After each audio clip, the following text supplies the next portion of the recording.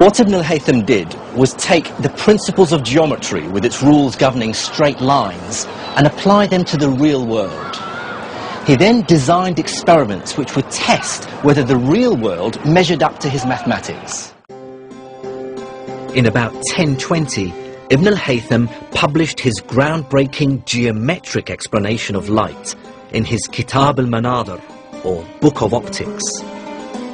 And what really marks this book out as science is that Ibn al-Haytham carefully justifies his theories with detailed experiments that others can repeat and verify.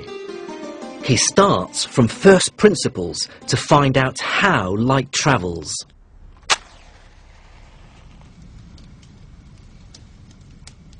For his first experiment, Ibn al-Haytham wanted to test the idea that light travels in straight lines.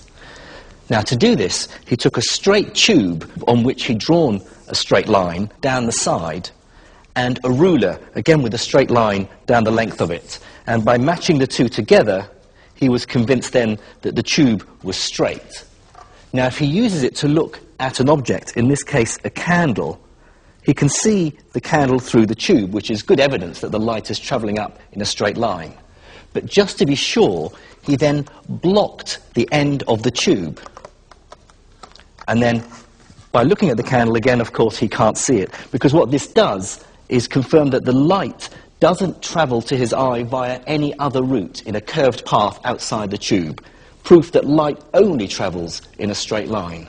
Now, this might sound quite trivial and obvious to us, but Ibn al-Haytham was starting from first principles.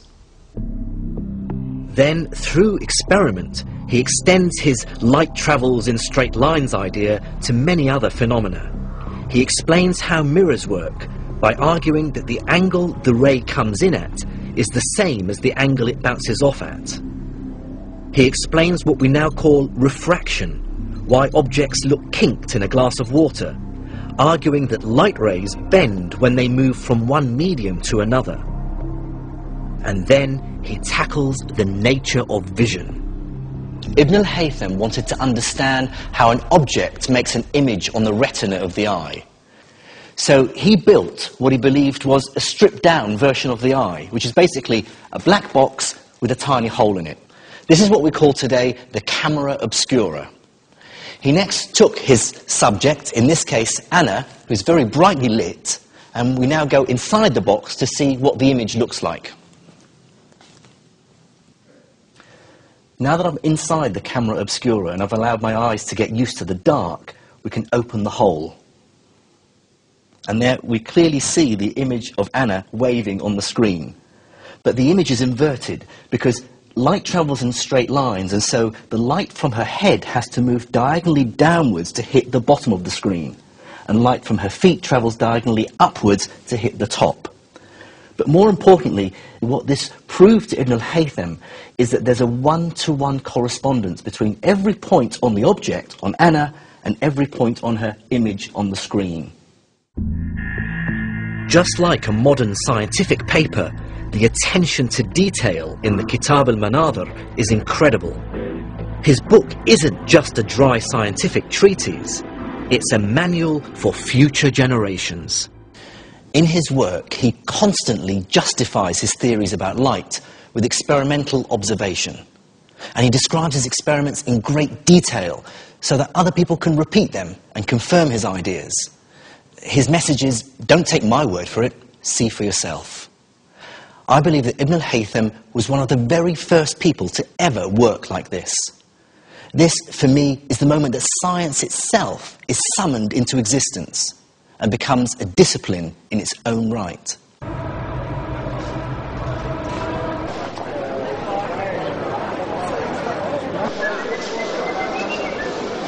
What I find so impressive about Ibn al-Haytham is how once he arrives at his mathematical theories, he then uses them to extend our knowledge of the real world. So, for instance, he used his new ideas about light to deduce that the Earth's atmosphere is of a finite thickness, and he even estimated what that thickness is. He did it basically by measuring how long twilight lasts. he rightly assumed that the reason it continues to be light after the sun has dropped below the horizon must be because its rays bend as they enter the Earth's atmosphere. The length of twilight and an educated guess for what we today call the air's refractive index gave Ibn al-Haytham a way of estimating the thickness of the Earth's atmosphere. He came up with a figure of around 40 kilometers, about half of the modern value. That's pretty impressive. It really shows how mathematics extends the power of science to explain.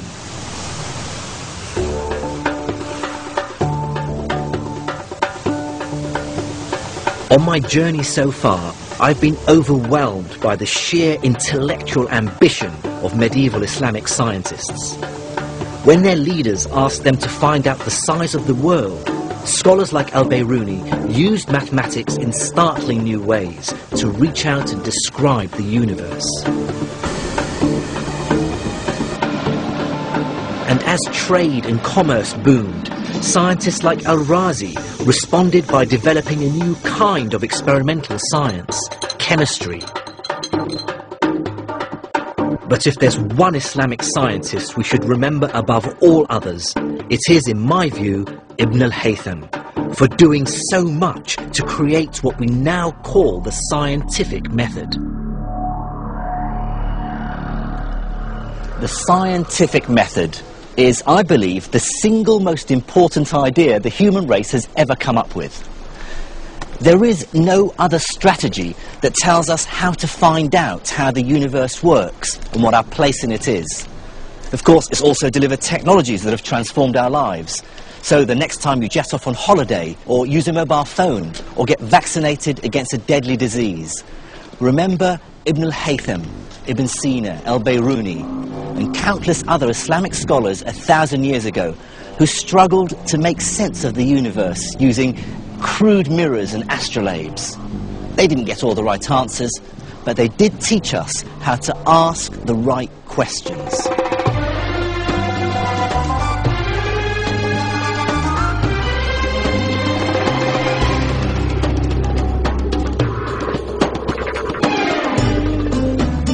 In the next episode, I travel to Syria and northern Iran to find out about the great Islamic scientists who revolutionized astronomy, making it a truly modern science.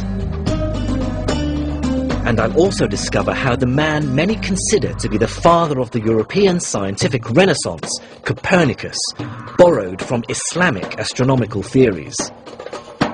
And I'll unravel the mystery of how the golden age of Islamic science came to an end.